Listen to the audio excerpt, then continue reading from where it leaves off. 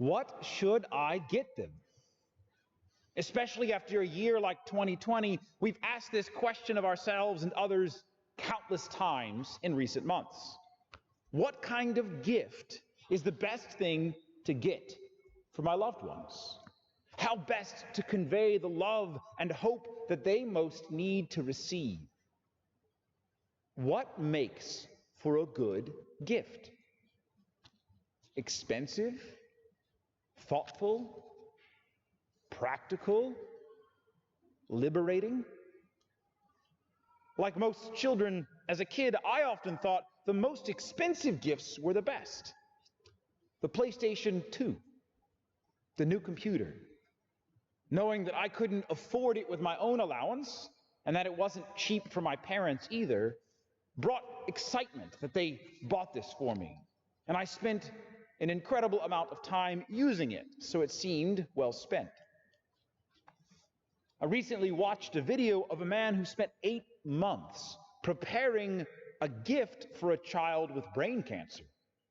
It involved a lot of planning and building leading up to the gift of a surprise party meant to help this boy break a world record. And they did break it.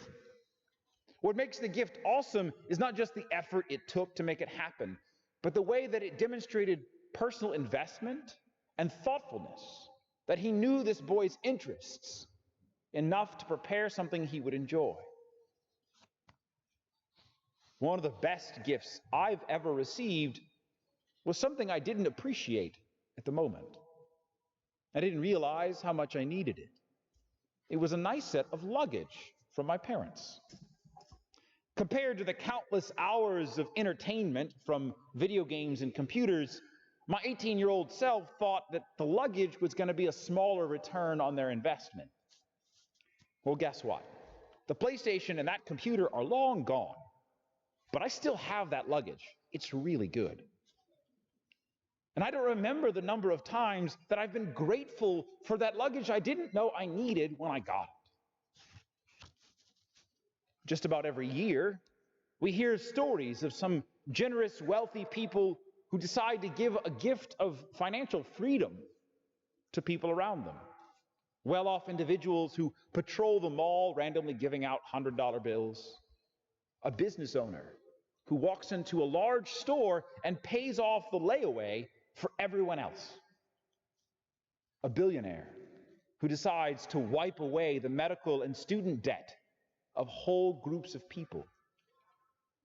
In each case, the actual cost to that person is insignificant compared to their wealth, but it's of incomparable value to the one who received it.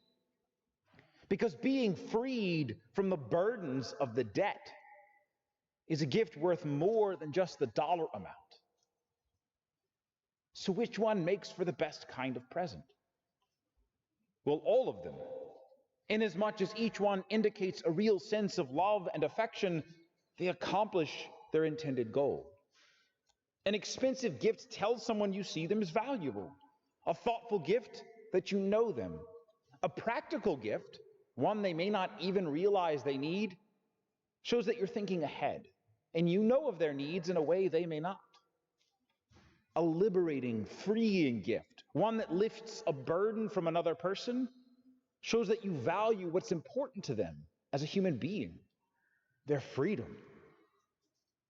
So it's fitting that during Christmas we express our love in these various ways, within reason and our own limits. Of course, the real point of Christmas is not the gifts that we give to each other, but what God has given us. And in every category and kind of giving, the gift we celebrate today exceeds anything we could accomplish. In terms of sheer value, this child in the crib is quite literally infinitely valuable. God himself in human nature, allowing human hands to hold the one who holds the universe in his hands. And when it comes to thoughtfulness, to planning ahead, who can compare? He spent literally billions of years guiding the universe to form our solar system, our planet, life on this planet, and taking that material, breathing his own life into it, giving the gift of a rational and immortal soul, immediately forming a covenant with these new human beings. And once that covenant is broken, he spent the next thousands of years preparing a remedy for that brokenness. Noah, Abraham, Moses, David, down to Joseph, his wife Mary, through whom he has given us this gift that proves he doesn't just know us, he is one of us. And what could be more practical? More than luggage or a handy gadget, the ability to overcome sin and death itself is what we need most, whether we know it or not. Like my younger self, we so often fail to realize the value of Jesus Christ and salvation because we compare it foolishly to things that are more entertaining, but ultimately less useful. If there's any good to be seen in this year, this tumultuous year, it's the realization of just how fragile things are in this world. That what we truly need are not things at all, but a person. And of course, who could outdo God in the gift of freedom? This child, because he is human, can act on behalf of the human race to pay back the infinite debt that we owe to God for sinning against him, because he's infinite. But because he is God, he can afford to pay that infinite cost. Without going into debt himself, Jesus pays off the debt of sin and gives us true freedom from it. Not the freedom to do whatever we feel like doing. That's just another kind of slavery to fickle and untrustworthy feelings and desires. No, he gives us the freedom to be who we truly are, to be good, to love and be loved. And because every dimension of this gift is ordered towards freedom, we must make a free response. A game that is not played is wasted. A game played too much is an abuse. God has given us many good things which we are right to use and enjoy in moderation. So make a return on the gifts of God by using them well, as they're meant to be used, and by showing gratitude for them. A party that is unattended, no matter how well planned it is pointless. And we celebrate and rejoice today in a special way, but this is not a one-time celebration. Every week, every day even, we are invited to a party eternally prepared just for us. The feast of his body and blood. The feast of eternal life, an interest that should exceed all others. Empty luggage does nothing. It takes up space. This feast nourishes the soul, allowing us to fill our emptiness, our poverty, with eternal glory. And I've spoken this Advent of joy through poverty. And of course, the secret to that is to be filled with God in that emptiness. As this year has proven to us, everything we have can be taken away and fallen apart, but nothing can take God away from a soul filled with faith. And even human research can give us glimpses of this. One study, not surprisingly, showed that mental health declined across our country in every demographic this year. Well, every group except one. Weekly churchgoers reported about the same or even better levels of mental health.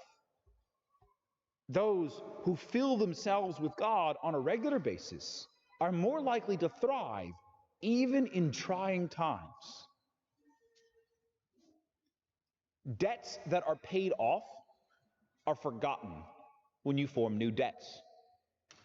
Original sin and all sin is wiped away by baptism. Venial sins are forgiven in communion, but each new mortal sin plunges us back into spiritual debt. And this is a fate worse than death, and we must fight to avoid it. But unlike that one-time payment of a philanthropist at Christmas, God will continue to pay every debt every time you ask in confession. He is merciful and generous, but he will not forgive those who presume they don't have to ask. So continue to ask, to seek confession that you may continue to receive forgiveness and freedom. Expensive, thoughtful, practical, liberating. Such are the qualities of the best presents. Such are the qualities, the reality of this child asleep in a manger, the presence of God among us. He gave us all we have. What could we possibly give in return? What do I get for the God who has everything? Something valuable to him, something thought of by him, provided for by him, freed by him. Yourself.